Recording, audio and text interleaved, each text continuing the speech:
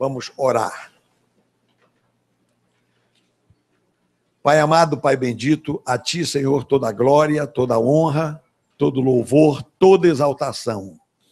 Eu quero Te agradecer, meu Deus, porque nesta manhã nós estamos reunidos aqui para participar da ceia do Senhor, além das outras partes do culto, em adoração, em louvor ao Teu nome. Agora, Pai, no entanto, vamos meditar na Tua palavra e eu quero pedir que Tu fales conosco, que esta palavra venha ao encontro do coração dos meus irmãos. Uma palavra de instrução, porque nós estamos vivendo neste mundo, no meio de um povo que não Te conhece, no meio de muita gente idólatra, muita gente voltada para coisas completamente estranhas e contrárias à Tua palavra. Então, nesta manhã, abre o nosso entendimento para que nós possamos nos posicionar e, dessa forma, fazermos a Tua vontade. Meu Deus, toma-me nas Tuas mãos, pois nesta manhã é o meu privilégio ser o mensageiro da palavra. Então, toma-me nas Tuas mãos. O Espírito Santo enche o meu coração. O Espírito Santo também trabalha na mente e no coração de cada irmão, de cada irmã que está aqui na igreja nesta manhã. Meu Deus, eu oro com fé e Te agradeço por tudo e Te louvo em nome de Jesus. E todo o povo do Senhor diga amém. Poder sentar, irmãos, obrigado. Glória a Deus.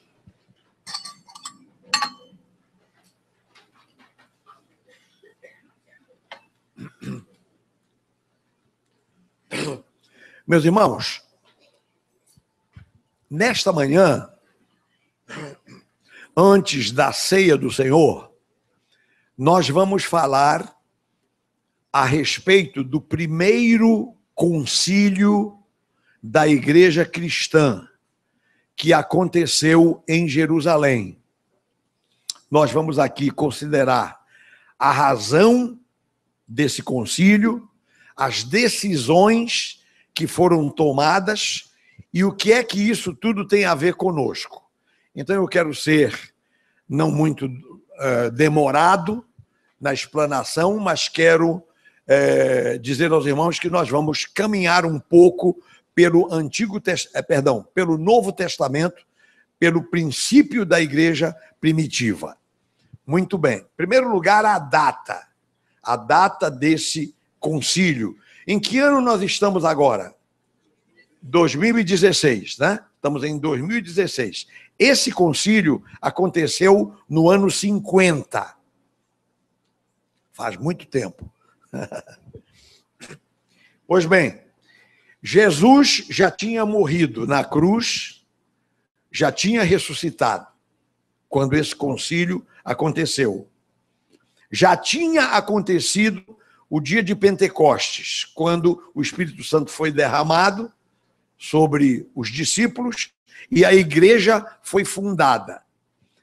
Também já tinha acontecido a grande perseguição promovida pelo apóstolo Paulo. Paulo, antes de se converter, ele era um fariseu perseguidor da igreja. Então, ele fez essa perseguição e, por conta dessa perseguição, os cristãos daquele tempo se espalharam por toda a Judéia e Samaria, que eram as duas províncias que formavam, na época, a Palestina, o Oriente Médio.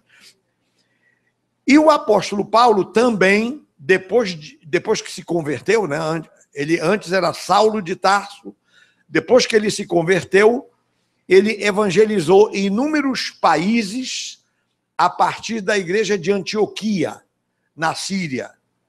Fez várias viagens e então milhares e milhares de gentios se converteram ao evangelho e tinham entrado para a igreja. A Bíblia chama de gentios, os judeus chamavam de gentios, os não-judeus. Então, o judeu era o judeu, e quem não era judeu era chamado de gentil. Agora, um detalhe importante, quando esses gentios, não judeus, se converteram e entraram para a igreja, surgiu um problema. Problema muito sério. Por que surgiu o problema? Porque a igreja cristã primitiva era toda formada de judeus. Jesus era judeu, os apóstolos eram judeus, os primeiros crentes eram judeus, e todos eles seguiam a lei de Moisés, a lei do Velho Testamento, do Antigo Testamento. Então esse pessoal se converteu a Jesus, mas não largou a lei, embora que a lei fosse dada por Deus, inegavelmente. Mas só que a lei tinha um prazo de validade. A lei, a vigência da lei deveria terminar com a chegada de Jesus. Mas até aquele momento isso não tinha acontecido. Então convertem-se essas multidões de gentios, vêm para a igreja e aí deu problema. Qual foi o problema? Uma porção de irmãos judeus começaram a acusar e a dizer que esses gentios tinham que guardar a lei de Moisés. Esse foi o problema. Aí deu discussão, deu até uma pequena confusão e teve que haver o concílio. Reuniram-se os apóstolos, os anciãos e os principais da igreja para tratarem desse problema. Como é que nós vamos fazer? Os gentios seguem a lei ou ficam liberados? Porque, note, não só os gentios não tinham que seguir a lei de Moisés, como os próprios seguidores da lei tinham que largar também a lei de Moisés e ficar só com Jesus. Então, a decisão do concílio, já vou adiantar. O concílio decidiu, não. De jeito nenhum. Os gentios não estavam se convertendo ao judaísmo. Eles estavam se convertendo a Cristo. E então, pelo contrário, o próprio judaísmo, quer dizer, os judeus que seguiam a lei de Moisés, eles também teria que chegar o momento que eles iriam também abandonar a lei e não colocar a lei em cima dos gentios. Pronto, esse foi o problema, foi a polêmica e essa é a conclusão. Então eu quero agora convidar os meus irmãos. Por exemplo, só para vocês terem uma ideia desse assunto, leia isso antes de... Nós vamos ler aqui sobre o concílio, mas antes vamos ler aqui ainda em Lucas 16, Lucas capítulo 16, versículo 16. Olha o que é que diz a palavra. Isso é Jesus falando. Lucas 16, 16. Diz o quê? Todos acharam?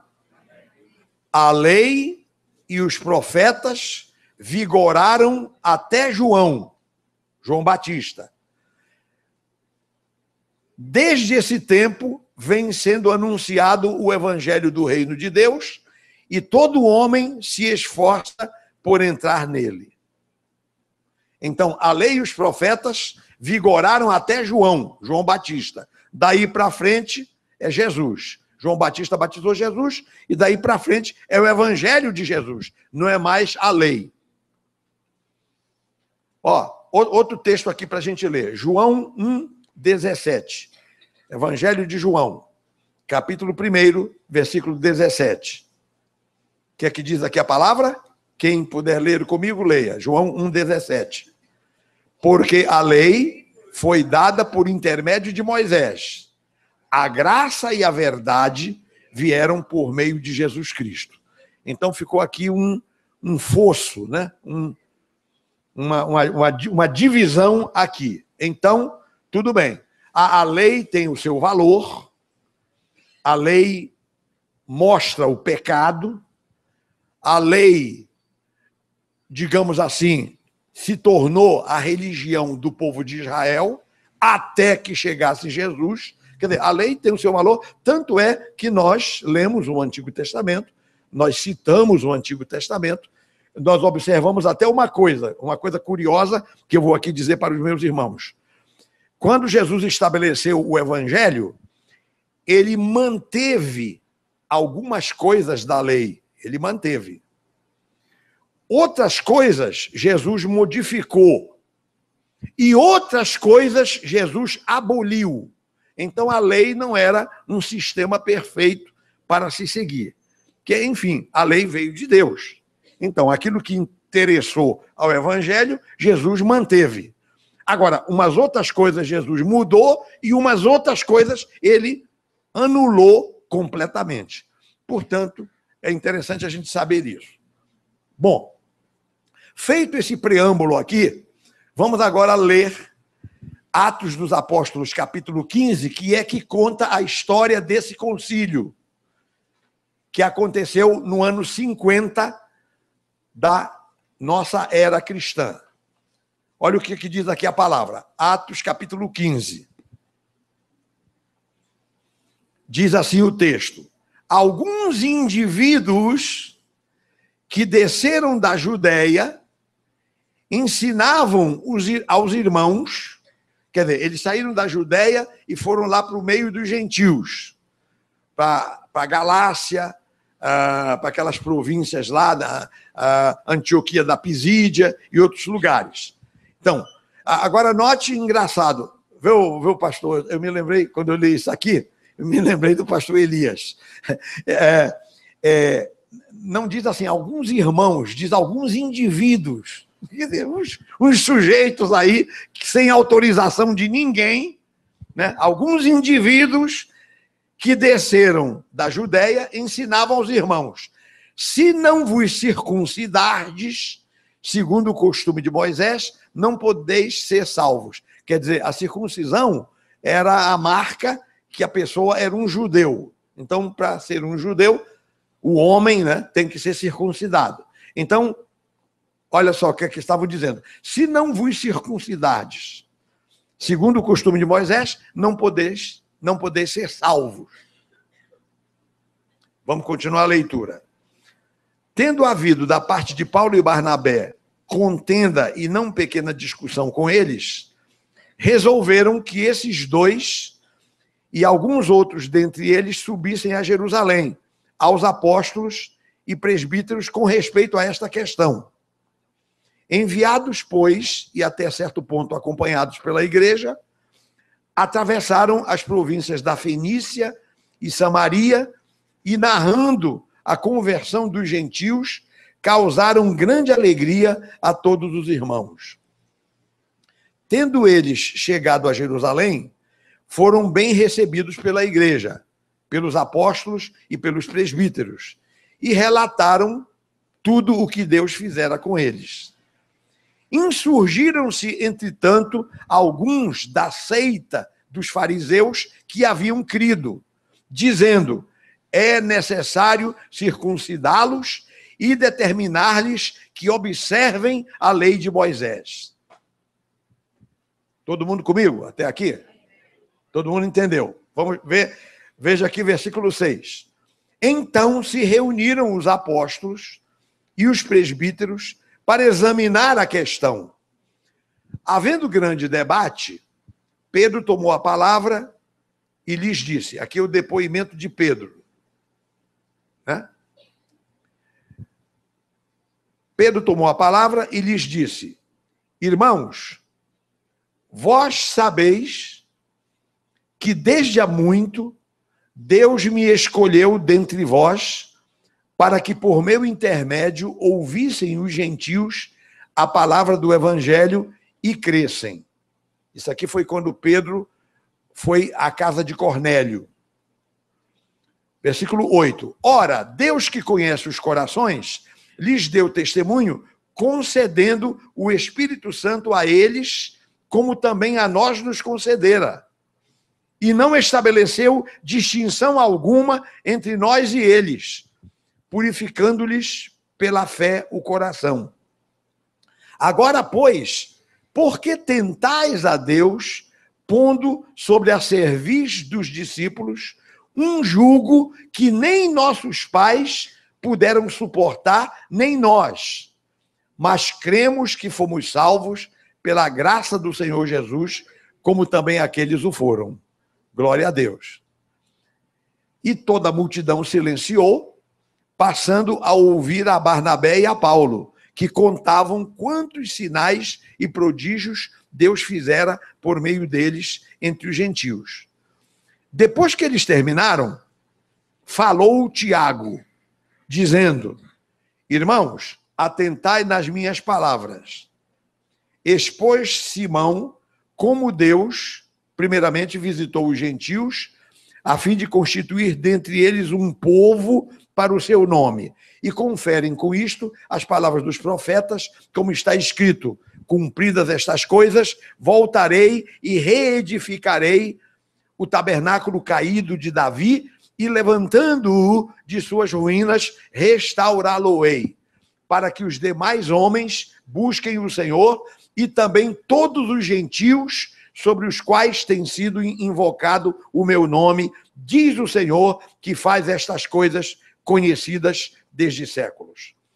Pelo que, julgo eu, isso é Tiago falando, não devemos perturbar aqueles que dentre os gentios se convertem a Deus, mas escrever-lhes que se abstenham das contaminações dos ídolos, bem como das relações sexuais ilícitas, da carne de animais sufocados e do sangue. Porque Moisés tem em cada cidade, desde tempos antigos, os que o pregam nas sinagogas, onde é lido todos os sábados.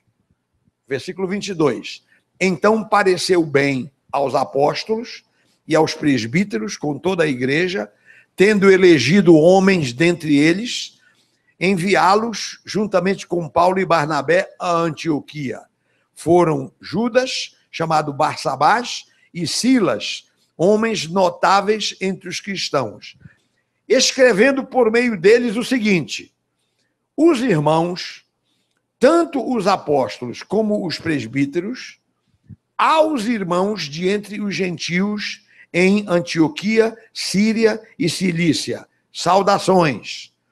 Visto sabermos que alguns que saíram de entre nós, sem nenhuma autorização, vos têm perturbado com palavras, transtornando a vossa alma, pareceu-nos bem, chegados a pleno acordo, eleger alguns homens e enviá-los a vós outros com os nossos amados Barnabé e Paulo, homens que têm exposto a vida pelo nome de nosso Senhor Jesus Cristo. Enviamos, portanto, Judas e Silas, os quais pessoalmente vos dirão também estas coisas. Pois pareceu bem ao Espírito Santo e a nós não vos impor maior encargo, além destas coisas essenciais, que vos abstenhais das coisas sacrificadas a ídolos, bem como do sangue, da carne de animais sufocados e das relações sexuais ilícitas. Destas coisas fareis bem se vos guardardes saúde. Versículo 30. E os que foram enviados desceram logo para Antioquia, e tendo recebido a comunidade, e tendo reunido a comunidade, entregaram a carta, né, a epístola. Quando a leram, sobremaneira se alegraram pelo conforto recebido. Judas e Silas, que eram também profetas, consolaram os irmãos com muitos conselhos e os fortaleceram. Tendo-se demorado ali por algum tempo, os irmãos os deixaram voltar em paz aos que o enviaram. Amém. Até aqui. Então, meus irmãos, aí está. Essa foi a decisão do concílio. A alegação de Pedro, bem, você entendeu, né? O concílio foi contra a ideia de dizer que os gentios tinham que seguir a lei de Moisés. Não tinham. Não tinham. Os gentios haviam se convertido a Jesus, não ao judaísmo. Até pelo contrário, o judaísmo é que tinha que largar o judaísmo e ficar só com Jesus. Né? Agora, não pense também que o judaísmo não presta. Não, o judaísmo foi uma lei dada por Deus lá no Monte Sinai com um prazo fixo. A lei tinha prazo fixo. Ela terminava em Cristo. E aí eu não vou aqui discutir tudo isso, porque tem inúmeros versículos. Nós iríamos ter que passear pela Bíblia toda, porque o apóstolo Paulo escreveu muito sobre isso, Pedro escreveu, Tiago, João, todos escreveram sobre esses pormenores. O apóstolo Paulo chegou a dizer que a lei foi dada como aio, até que chegasse Cristo. E quando Cristo chegou, pronto. Ele diz que nós, cristãos, estamos livres da lei. Então, tem muita coisa que a Bíblia fala sobre isso. Mas o que está sendo dito aqui, nesse momento, é suficiente para os irmãos entenderem. Então, qual foi a alegação de Pedro? Isso que nós lemos. Pedro diz o seguinte, que eu acabei de ler há pouco. Ele diz, olha, vocês sabem que eu fui chamado também para os gentios. E eu estive lá, ele visitou a casa de Cornélio, que eram romanos. Então foi lá e, quando Pedro estava pregando, veio o Espírito Santo sobre os gentios e eles foram batizados com o Espírito Santo e falaram em línguas estranhas. Tanto é que os judeus que estavam lá se admiraram. Como é que esse pessoal aí, que é gentil, recebe o Espírito Santo igualzinho como nós recebemos no dia de Pentecoste? Então, assim, e Pedro então falou isso. E diz que, portanto, o nosso Deus não estabeleceu diferença nenhuma entre o gentil e o judeu, mas tratou a todos por igual, inclusive diz aqui, purificando-lhes pela fé o coração. Então o negócio é a fé. O gentil creu, pronto. Quem crê e for batizado, será salvo. E foi o que aconteceu. Então o gentil não tem nada que seguir a lei de Moisés. Aí você até pergunta assim, mas enfim, o que é isso? Lei de Moisés, meus irmãos, é o seguinte, tinha que guardar o sábado, tinha que não comer uma porção de comidas, judeu não come uma porção de coisas. A religião judaica, naquela época, tinha sacrifícios de animais, né? O sacrifício de Jesus substituiu os sacrifícios que os judeus faziam. E vai por aí afora. Então, o judaísmo teve um prazo, né? Só que aquele pessoal queria que os novos crentes gentios seguissem aquilo tudo. Essa foi a polêmica aí. Aí, Pedro, inclusive, diz assim, por que tentais a Deus, pondo sobre os discípulos um jugo que nem nossos pais puderam suportar e nem nós? Pedro chamou a religião judaica de jugo. Se você conversar com um judeu, qualquer irmão aqui, essa manhã, que conversar com um judeu, e você for perguntar, você segue a lei direitinho? Todo judeu vai dizer, olha, a nossa religião é muito difícil de obedecer. Eu já conversei com vários que me disseram isso. É uma religião difícil de seguir, porque tem muita coisa, é muito pesada, O apóstolo Pedro disse que era um fardo. Pois bem, aí, no entanto, ele conclui dizendo assim, mas nós cremos que fomos salvos pela graça do Senhor Jesus. Glória a Deus. Pronto. Então, todos são salvos dessa maneira. Aí houve uma discussão daqui e dali, aí todo mundo calou a boca com essa palavra de Pedro, como nós lemos aqui, e quando terminaram tudo, Tiago se levantou. Tiago era o apóstolo, irmão de Jesus, que era pastor da igreja em Jerusalém. Era o líder da igreja em Jerusalém. Então, Tiago levanta e diz assim, meus irmãos, Simão acabou de falar como é que Deus visitou os gentios por intermédio dele, etc, etc. Né? E, portanto, isso aí é o cumprimento de uma profecia que diz, voltarei e reedificarei o tabernáculo caído de Davi. Esse assunto de tabernáculo caído de Davi daria uma palestra. Muita coisa, muito detalhe, mas só para dizer o seguinte, tabernáculo caído de Davi é exatamente isso. O mundo perdido, sem Deus, sem salvação, e só o povo de Israel, que mais ou menos estava seguindo a Deus. Assim mesmo, a lei, era isso que nós dissemos. Era uma religião que tinha prazo fixo, estavam esperando Jesus chegar. Então, o tabernáculo de Davi estava caído. Agora, o tabernáculo de Davi, com Jesus, iria ser reerguido.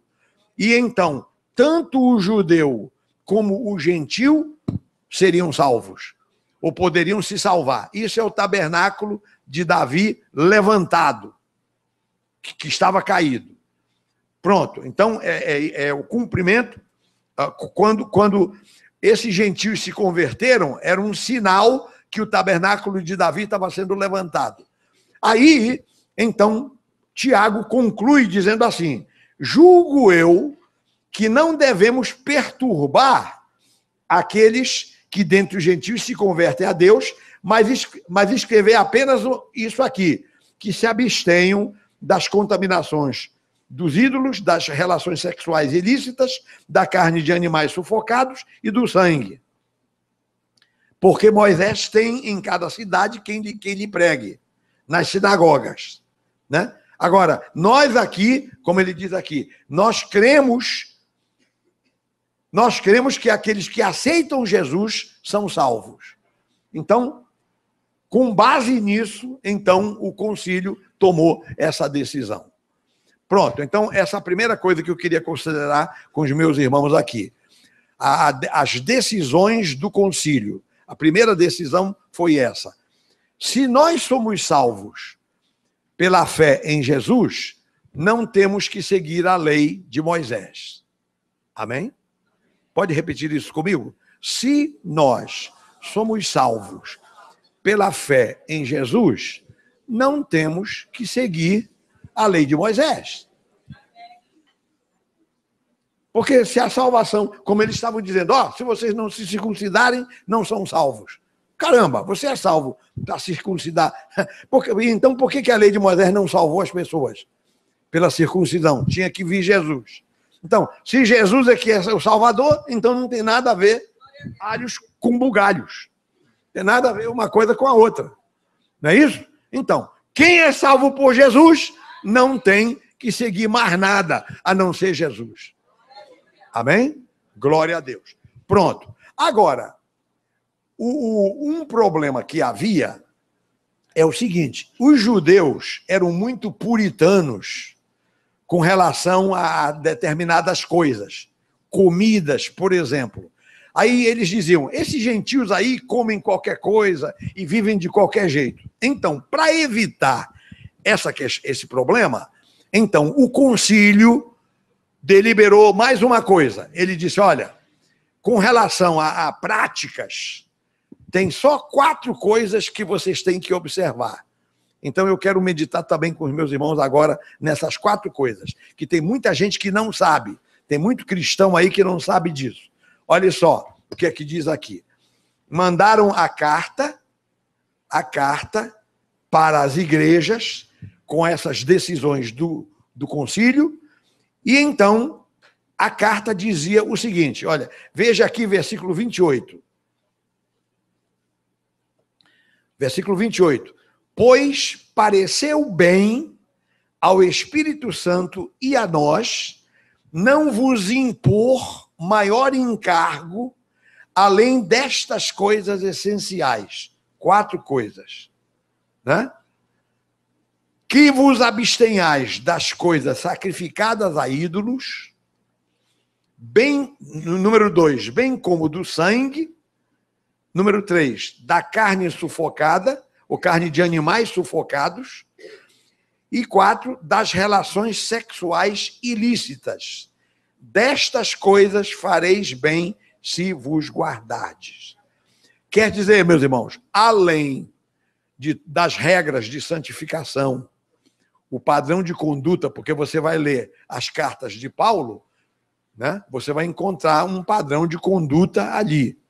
Fala no fruto do Espírito, fala no comportamento cristão, regras de santidade e tal. Então, naquele momento as cartas de Paulo não tinham sido ainda escritas e tal, então eles já colocaram estes 4 pontos aqui, que nas cartas de Paulo eles estão embutidos também, mas aqui estão lembrados esses 4 pontos.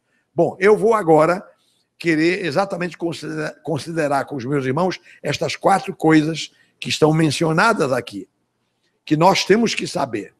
Quer dizer, em vez de seguir a lei de Moisés, nós temos que seguir essas 4 coisas. Claro, além do resto do evangelho que a gente sabe, né? Mas olha, que 4 coisas são essas? Versículo 29. Que vos abstenhais das coisas sacrificadas a ídolos. O que é coisas sacrificadas a ídolos? Muitas coisas. Comidas, por exemplo. Falar de comida, porque o judeu era fissurado em questão de comida.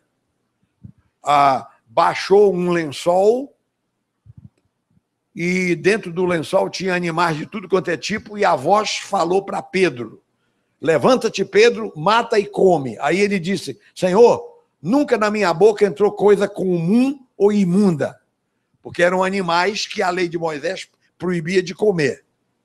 E Deus estava dizendo, olha, não chames comum ou imundo aquilo que Deus santificou. Então Deus cancelou esse negócio de problema de comida. Então o apóstolo Paulo dizia, comei de tudo o que se vende no açougue. Está na Bíblia. Onde é que está escrito isso? Comei de tudo o que se vende no açougue. Está na Bíblia. Então, portanto, o cristão não tem regras de comida, a não ser essa aqui. Tem umas regrinhas de comida aqui que nós vamos ver aqui relacionada com isso.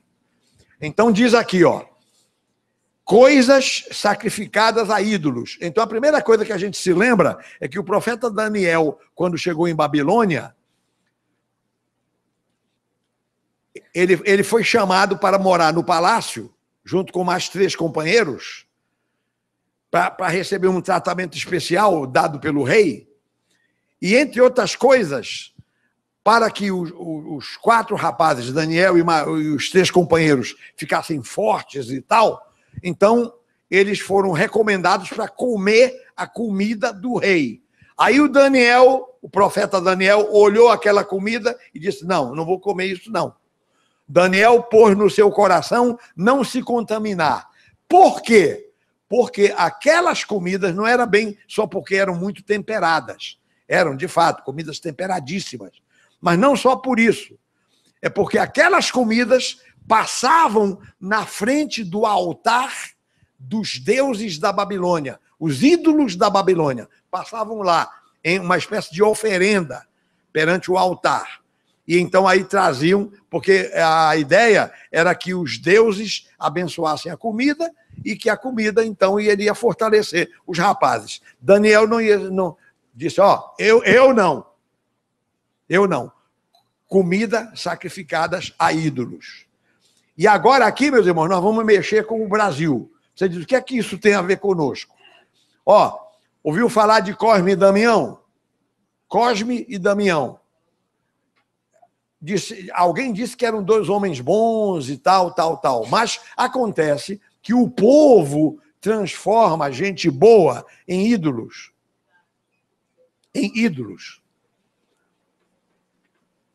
Então, o que é que acontece? A culpa disso chama-se a bendita Igreja Católica Romana, que permite essas coisas no meio dos católicos. E aí a gente aqui que é crente é obrigado a falar. Eu não gosto de falar mal de religião de ninguém, mas quando chega numa hora dessa, o que é que você vai fazer? Vai ter que dizer, não é assim.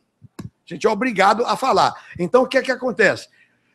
Cosme e Damião tem essa festa aí. Qual é a finalidade dessa festa? Abençoar as crianças. Quer dizer, são 2 homens, 2 indivíduos que eu não sei por que razão foram transformados em ídolos e agora esses ídolos, essa idolatria, que não é Deus, só quem pode abençoar é Deus. Santo não fica... Um santo abençoa em nome de Deus. Mas não ele. Mas o pessoal é devoto do Cosme e Damião. Nem fala em Deus, nem fala em Deus, é devoto do Cosme e Damião. Então, bombons, doces,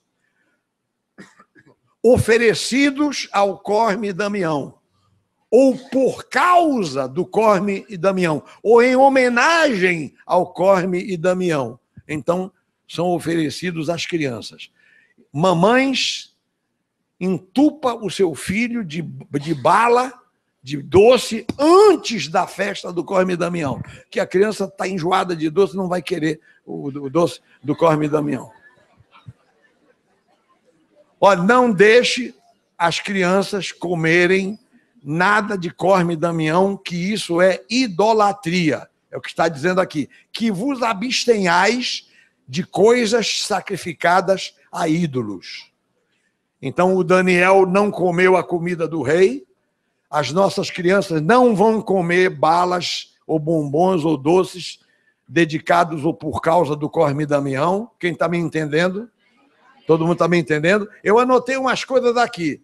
As baianas, que fazem lá os acarajés oferecidos. Não é o acarajé feito em casa, é o acarajé da baiana.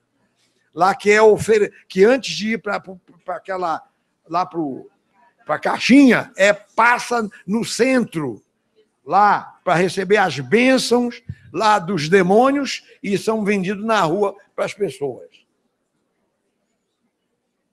Comida de baiana. Em Belém, Pará, tem o Círio de Nazaré. Sabe o que é que fazem? Todas as comidas que não tem problema nenhum comer em qualquer época do ano, mas todas as comidas amazônicas, pato no tucupi, maniçoba, caruru, não sei o quê, tudo isso tem uma bebida chamada aluá, que é feita de uma coisa fermentada, uma delícia, o aluá, né? Então, oferece as famílias uns para os outros, em homenagem a Nossa Senhora de Nazaré. O que é que os crentes fazem? Não comem. O pessoal já descobriu, nem oferecem mais. O aluá, ó, para o vaso, direto.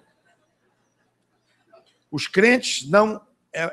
lá em Belém, os crentes são orientados a não comerem coisas sacrificadas à Senhora. Porque a mãe de Jesus é uma coisa, e a Nossa Senhora disso, Nossa Senhora daquilo, é outra coisa. Transformar a mãe de Jesus num ídolo.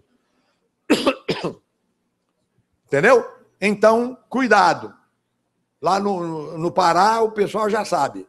Os irmãos não comem nada. Pode-se comer tudo aquilo em qualquer outra época do ano, menos no período do Círio de Nazaré. Compreendeu? O problema é a oferenda ao ídolo. Esse é que é o problema.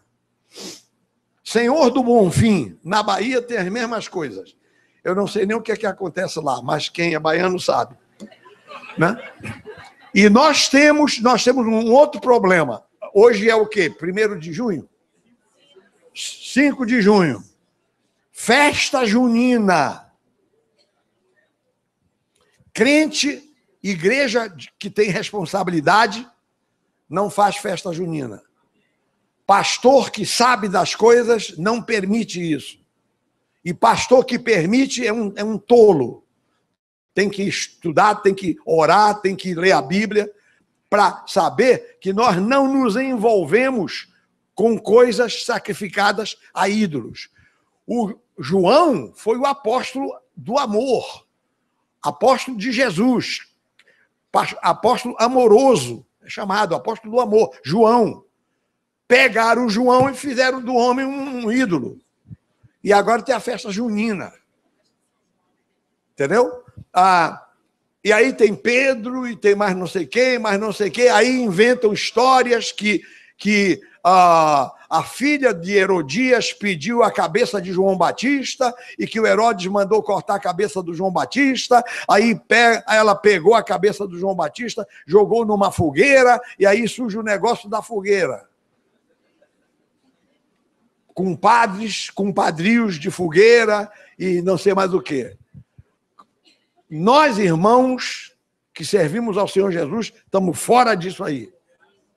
A gente não pode fazer nada parecido. Tem umas igrejas aí que não fazem festa junina, mas fazem um negócio parecido, como se fosse para satisfazer alguns idólatras que a gente tem no meio da igreja. O que a gente tem que fazer é o seguinte: para com isso. Nós não temos nada com isso. Nada a ver. Então está aqui, ó. Que vos abstenhais das coisas sacrificadas a ídolos. Preciso falar mais alguma coisa? Acho que todo mundo já entendeu. Festa junina, nada, tem nada a ver. Tá? Coma tudo. O que se come numa festa junina é uma delícia.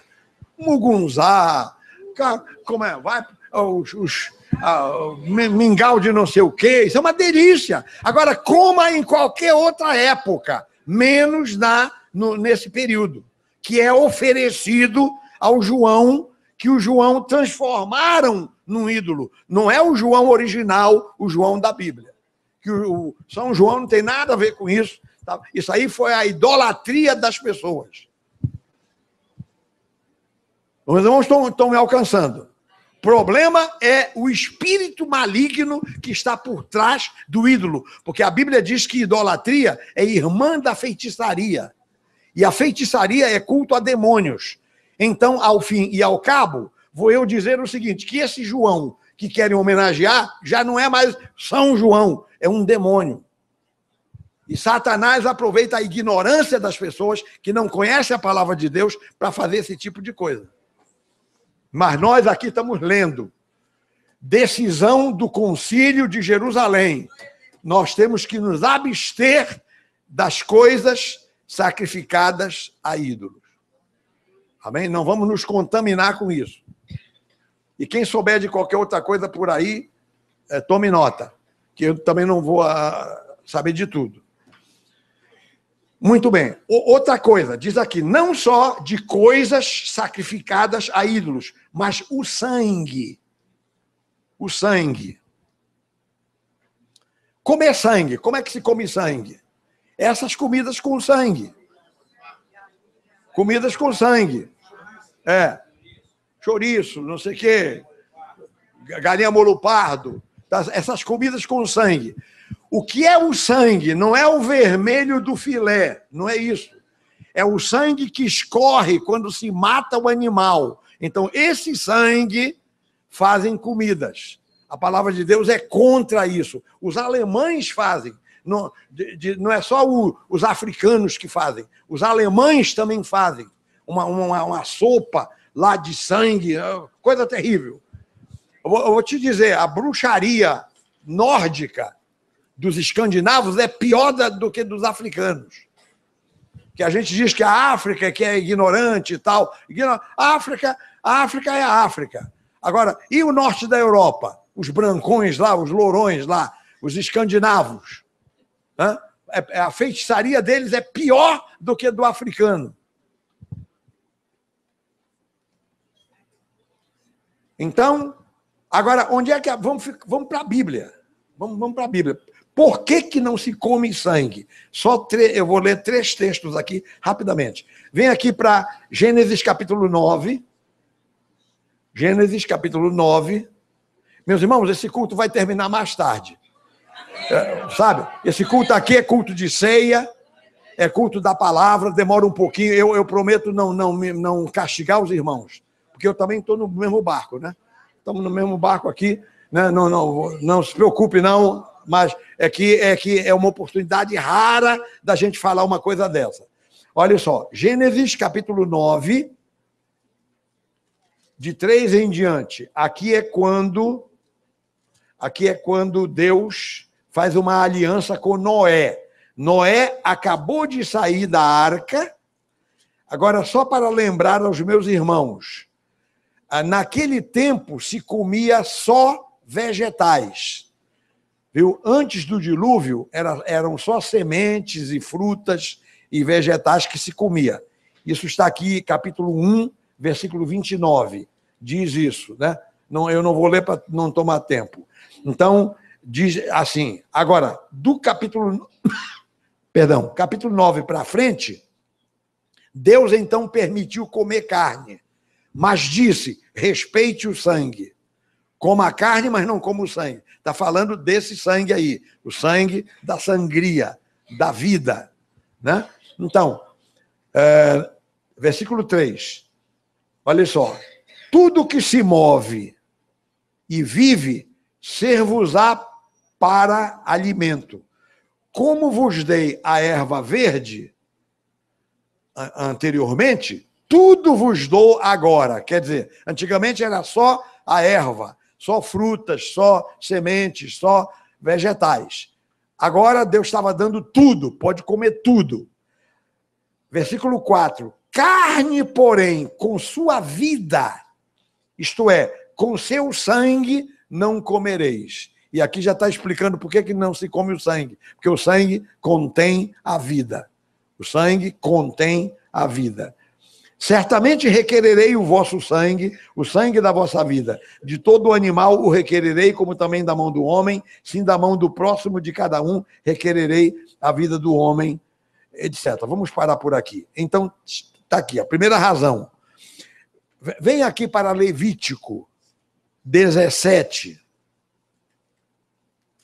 Livro de Levítico, capítulo 17, a partir do versículo 10, diz assim: qualquer homem da casa de Israel ou dos estrangeiros que peregrinam entre vós, que comer algum sangue, contra ele me voltarei e o eliminarei do seu povo. Quer dizer, Deus é contra. Porque a vida da carne está no sangue. Eu vou-lo tenho dado sobre o altar para expiação pela vossa alma, porquanto é o sangue que fará expiação em virtude da vida. Então, já temos aqui um segundo motivo. O primeiro motivo, para não comer o sangue, que Deus diz, né? É porque o sangue contém a vida. Segundo motivo, é que Deus usa o sangue como expiação. Daí que o sangue de Jesus nos purifica de todo pecado. O sangue de Jesus é que nos purifica. Então, como o sangue é dado como expiação, então Deus não permite que se coma o sangue. Bom, vamos lá. 1 João 1:7. Vamos ler? O que é que diz a Bíblia? Lá no final da Bíblia, antes do Apocalipse. 1 João 1:7. Se, porém, andarmos na luz como ele está na luz, mantemos comunhão uns com os outros. E o sangue de Jesus, seu Filho, nos purifica de todo o pecado. Então, como o sangue contém a vida, e como o sangue é dado como expiação, expiação quer dizer, é a moeda de troca. A pessoa, para se salvar, precisa morrer. Só que a pessoa não vai morrer, um outro é que morre, então o sangue representa a vida, e esse outro que morreu salva aquele pecador. Nos tempos antigos, ofereciam animais. Enquanto Jesus não vinha, eram oferecidos animais. Mais uma vez, mostrando que o judaísmo, que estabeleceu isso, é algo provisório. Jesus chegou, não tem que matar mais nenhum animal. Jesus já morreu na cruz. O sacrifício dele é eterno e poderoso. Então, não tem que matar mais animal nenhum. Então, portanto, né, aí entra o sangue. A moeda que paga a nossa salvação é o sangue de Jesus. É que pagou o preço. Ele pagou pela sua morte na cruz. Nós devíamos morrer, porque os pecadores éramos nós, ou somos nós. Mas Jesus morreu em nosso lugar. E o seu sangue representa que ele morreu. E é a moeda que faz a expiação. Estou falando em moeda para significar que tem um preço. E o preço é o sangue do Senhor Jesus. Amém? Pronto. Então, por isso não se come sangue. Então, não se come coisa sacrificada a ídolo, nem sangue. E aqui fala de carne de animais sufocados. Estamos voltando ali para Atos, capítulo 15, que é o Concílio de Jerusalém. Atos, capítulo 15, então fala da carne de animais sufocados. É naturalmente o animal que foi morto sem derramar sangue. E pode acontecer isso. E essa carne está contaminada. Né? Como eu escrevi ali, ó, o animal que foi morto sem derramar sangue. No interior do Brasil, tem muitas senhoras aí, muita gente que mata a galinha sem cortar o pescoço. Torce o pescoço da galinha. Pronto, essa galinha está contaminada, porque não escorreu o sangue. Tem que escorrer o sangue. Então, esse animal que morre sem escorrer o sangue, morre porque lhe torce o pescoço, é carne sufocada. Então, se a gente não come o sangue, a gente também não come uma carne de um bicho que o sangue não escorreu. Então, é o animal sufocado. Então, também não é permitido. Então, aqui está, meus irmãos, são as únicas coisas com relação à comida. Você pode comer tudo. Tá? Peixe de pele, peixe de escama, você pode comer caça, você pode comer o que você quiser. Né? Pode comer frango, pode comer carne de porco, pode comer o que você quiser, desde que escorra o sangue. Né? Não pode comer o sangue. Ou não pode comer o bicho morto sem escorrer sangue. É a carne sufocada. Né? E também não pode comer qualquer coisa que você não pode se for sacrificada ao ídolo. Então, cuidado. É muito engraçado isso. Hoje a gente vive numa situação muito difícil. Eu quando me mudei para Niterói, eu fui pastor em Niterói um período. Aí fui comprar carne no açougue perto lá de casa. Aí logo de cara, eu entrei assim, estava uma imagem lá de um santo qualquer, estava escrito lá, Tia Chica, minha guia, abençoai minha freguesia. Eu disse, tá amarrado. Eu não vou comprar, eu não quero bênção de Tia Chica nenhuma.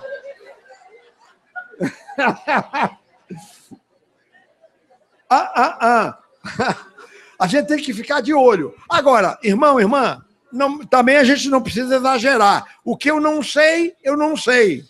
Me perguntaram, quem pode garantir que o frango da Sadia torceram-lhe o pescoço ou cortaram o pescoço? Quem pode garantir? Sei lá. Como eu não sei, não sei. Agora, o que eu sei, aí a consciência me acusa. Percebeu? Aquilo que eu sei, a consciência me acusa. Né?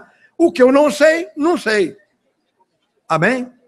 Está entendendo, meu irmão? Também agora, senão a gente não come mais nada.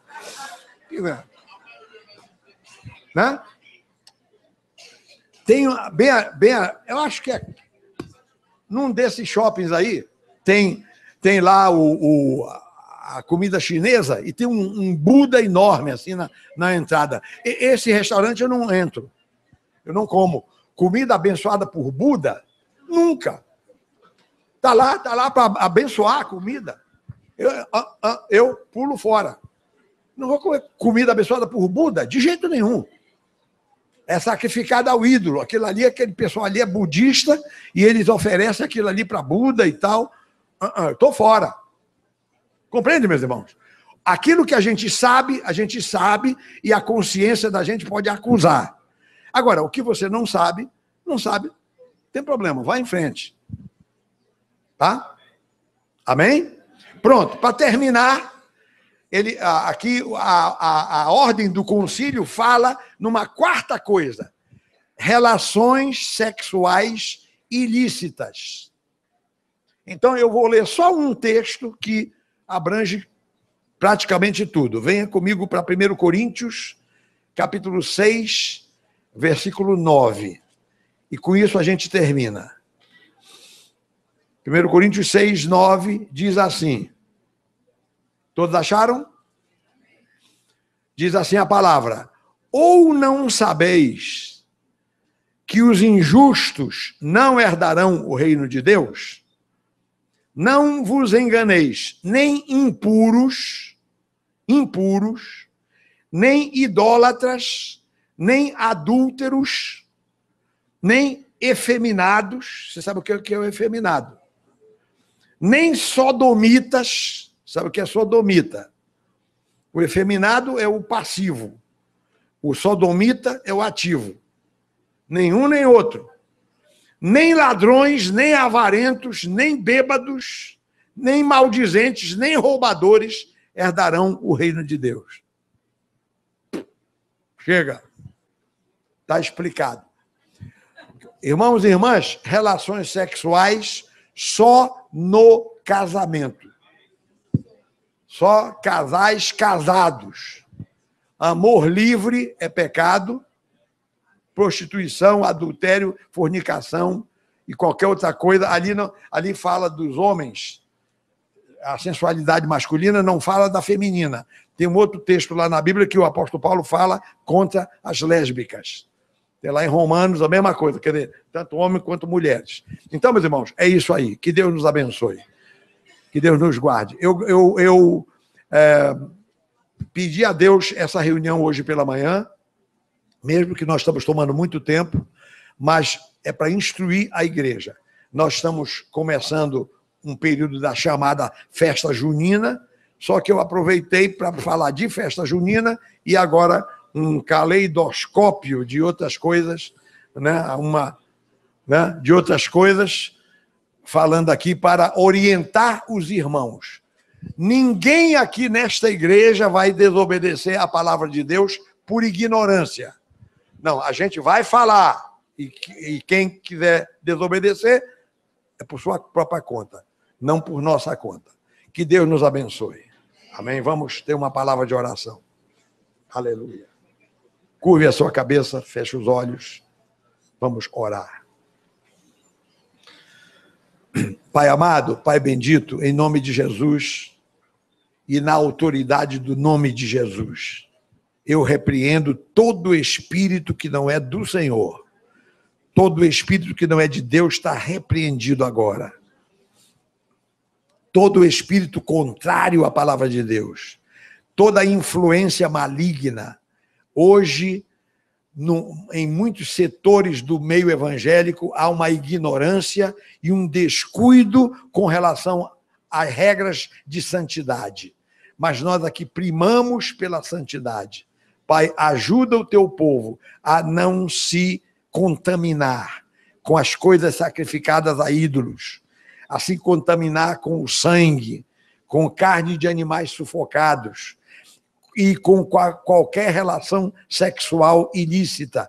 Não deixa o teu povo se contaminar com nada disso, que nós não achemos estas coisas normais ou naturais, mas que nós nos revoltemos contra essas práticas imundas que desagradam ao Senhor. Pai, eu quero te agradecer, porque no ano 50 da era cristã, estas coisas já foram tratadas. E através dos séculos, a igreja tem sido despertada para obedecer. Então, meu Deus, em nome de Jesus, que a nossa igreja seja uma dessas igrejas preocupadas com a santidade, santidade dos costumes, santidade de mente, santidade de coração, santidade até mesmo nas comidas, o que comer ou quando comer. Então, meu Deus, em nome de Jesus, ajuda-nos, abençoa o teu povo, que o teu povo seja fortalecido a cada dia na graça e no conhecimento de Deus. Obrigado por este culto, faz melhor do que o que nós temos te pedido, Pai. Pois é no nome de Jesus que nós oramos e te agradecemos desde agora e para sempre. E agora, Pai, prepara-nos para a ceia. Eu vou pedir que os meus irmãos, todo o povo de Deus, fiquem em pé. Erga as suas mãos. Fiquem em pé e erga as suas mãos. Diga assim: Senhor Jesus, prepara-me para a ceia. Este momento sagrado em que eu vou participar do pão que fala do teu corpo e do vinho que fala do teu sangue. A ceia é um momento de santidade. Então, Pai, vem nos santificar no corpo, na mente e no espírito, para que nós participemos condignamente, que nesta hora, através da ceia, a nossa alma seja alimentada. Obrigado, Jesus. Obrigado por tudo. Em nome do Pai, do Filho e do Espírito Santo. Amém e amém. Podem sentar, irmãos. Vamos agora ficar mais uns 10 minutos aqui, participando da ceia do Senhor. Venham os pastores, todos os pastores, os diáconos, diaconisas, venham aqui à frente e vamos servir ao povo de Deus. Vamos cantar aquela música, Foi na Cruz. Uma música que se canta na ceia do Senhor em todos os países aí do mundo. Eu não vou dizer em todos assim, mas na maioria dos países, se você chegar, você vai se surpreender que eles cantam velhos hinos da igreja na sua língua. Aí você acompanha em português, né? Glória a Deus. Vamos cantar. Ré maior, por favor. Foi na cruz, onde um dia eu vi meu pecado castigado em Jesus. Foi ali, pela fé, que meus olhos abri, e agora me alegro em sua luz. Um momento só. Nós vamos agora servir o pão e o cálice. Todas as pessoas que estão aqui presentes, que estão em comunhão com o Senhor Jesus. Os membros da nossa igreja, em plena comunhão com a igreja. Se nós tivermos aqui algum irmão ou irmã nos visitando, e você está em comunhão com a sua igreja, então nós convidamos você para participar conosco. Se houver, entretanto, alguém que não esteja preparado, você ainda tem coisas que ainda você precisa fazer, você não está à vontade para participar. Então não se constranja, deixe passar os elementos, você depois vai tratar disso e oportunamente também vai participar. Os irmãos então podem começar, receba o pão e o cálice, segure em mão para que nós no final participemos todos juntos. Muito obrigado. Foi na cruz, onde um dia eu vi meu pecado castigado em Jesus. Foi ali, pela fé, que meus olhos abri, e agora me alegro em sua luz.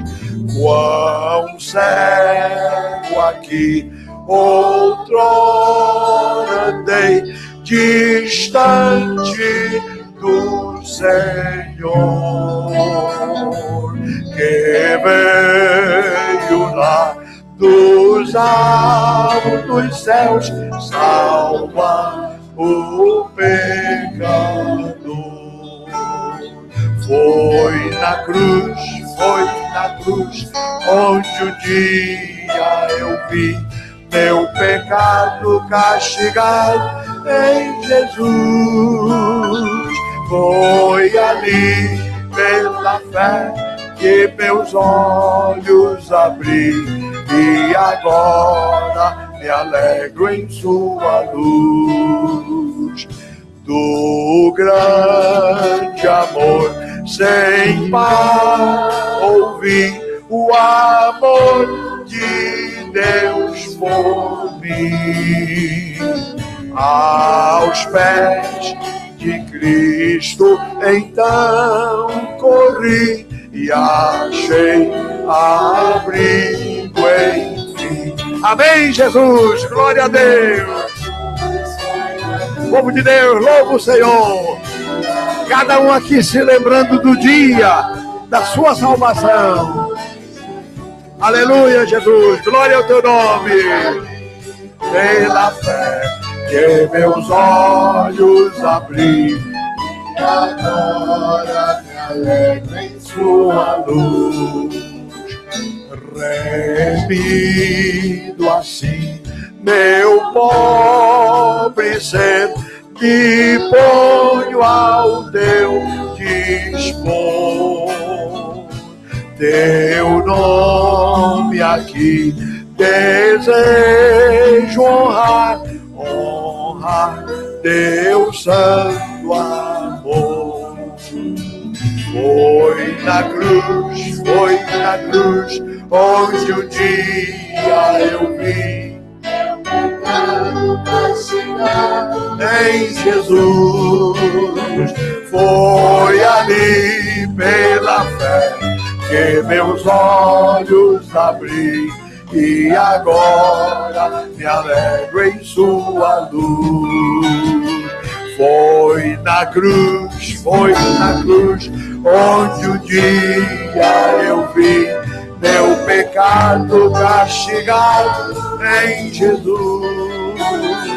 Foi ali pela fé que meus olhos abri, e agora me alegro em sua luz.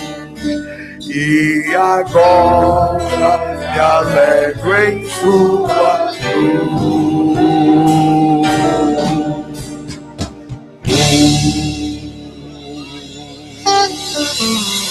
Aleluia! Glória a Deus! Meu irmão, te alegra. Como diz a música, agora eu me alegro em sua luz. Eu antigamente estava nas trevas, mas agora eu estou na luz do Evangelho. Graças a Deus. Se Jesus me salvou pela fé, eu não tenho que seguir a lei mosaica. Não tenho. Nem preciso. Não preciso seguir nada. Tem que seguir só Jesus Cristo e os princípios do Evangelho. Glória a Deus. Que o Senhor Jesus nos guarde em santidade. Glória a Deus. Uma das coisas que eu observo é o seguinte. A primeira é a salvação. A pessoa, quando não tem Jesus, quando não tem certeza de nada, precisa da salvação pela fé em Jesus. Agora, depois que tem a salvação, o negócio é santidade. Fale para quem está do seu lado. Santidade. Viver em santidade. É isso. Na presença do Senhor. Glória a Deus. Disse Jesus: este é o meu corpo que foi partido por vós. Tomai e comei, fazei isto em memória de mim. Porque todas as vezes que comerdes o pão e beberdes o cálice, anunciais a morte do Senhor até que ele venha. Glória a Deus, glória a Deus, glória a Deus. Aleluia. Desculpa, escondida. Glória a Deus.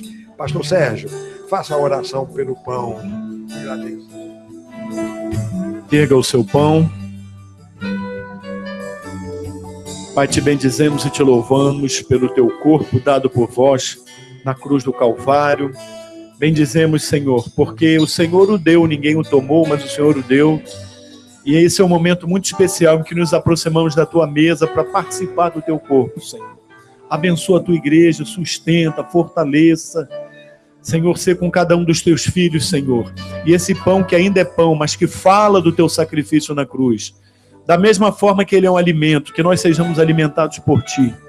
Que sejamos alimentados pela tua palavra. Sejamos alimentados pela comunhão que temos contigo, Pai.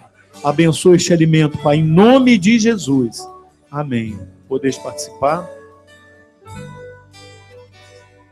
Glória a Deus.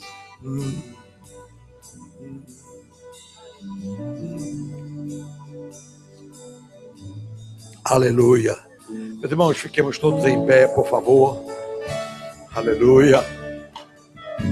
Erga o seu cálice.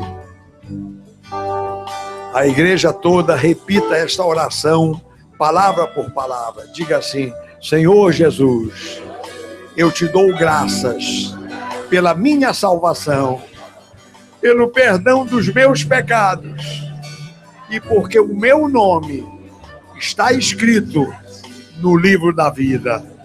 Obrigado, Senhor, porque eu faço parte da família de Deus. O sangue de Jesus me purifica do meu pecado. Obrigado, Pai, em nome do Senhor. Amém e amém. Meus irmãos, nós não vamos fazer troca de cálice por uma razão de prudência, né? Nós estamos vivendo numa época um pouco complicada em termos de saúde pública, né? Então não vamos trocar os cálices hoje, mas vamos erguer perante o Senhor. O povo de Deus dê glória a Deus, glória a Deus, glória a Deus.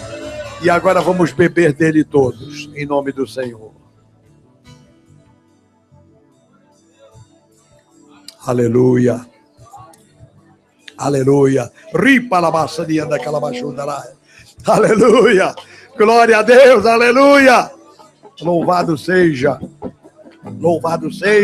o nome do Senhor. Aleluia. Meus irmãos, a ceia é uma festa de alegria. Sorriso no rosto. Aleluia. Vão passando os cálices para o corredor. Passem os cálices para o corredor. Glória, que as diaconisas vão recolher. Aleluia.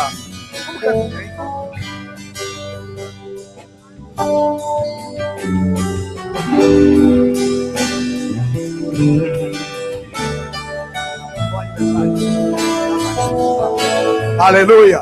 Meus irmãos, seguinte, lembrar a todos que o culto hoje à noite será 6 horas, mas na quarta-feira será 7h30.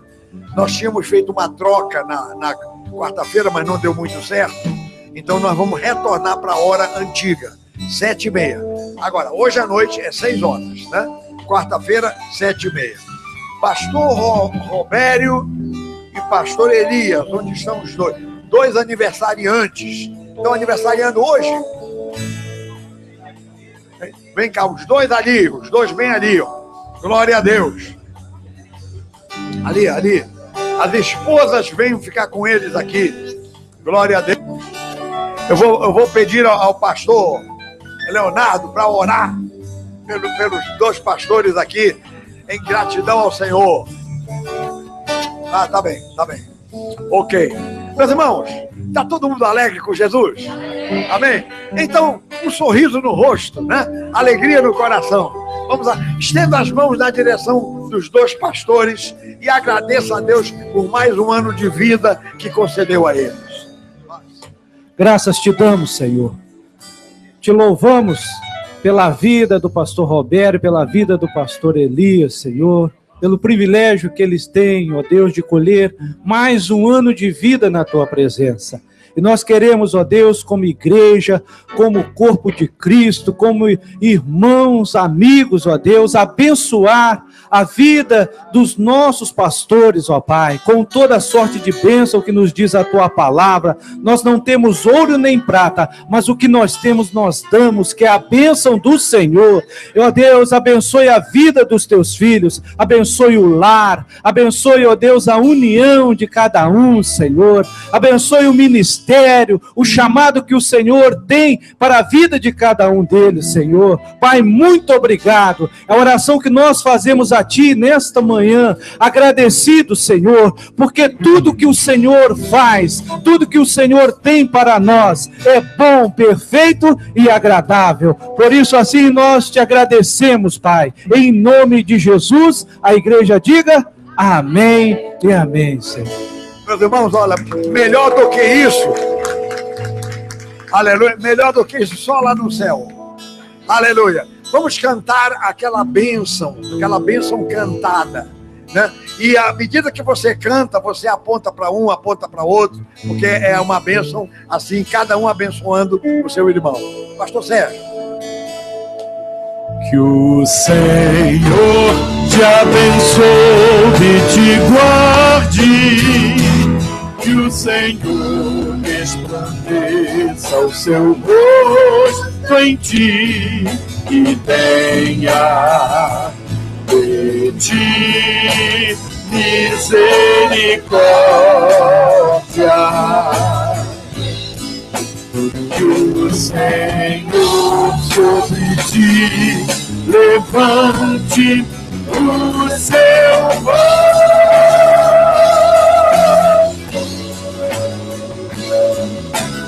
e te dê a paz.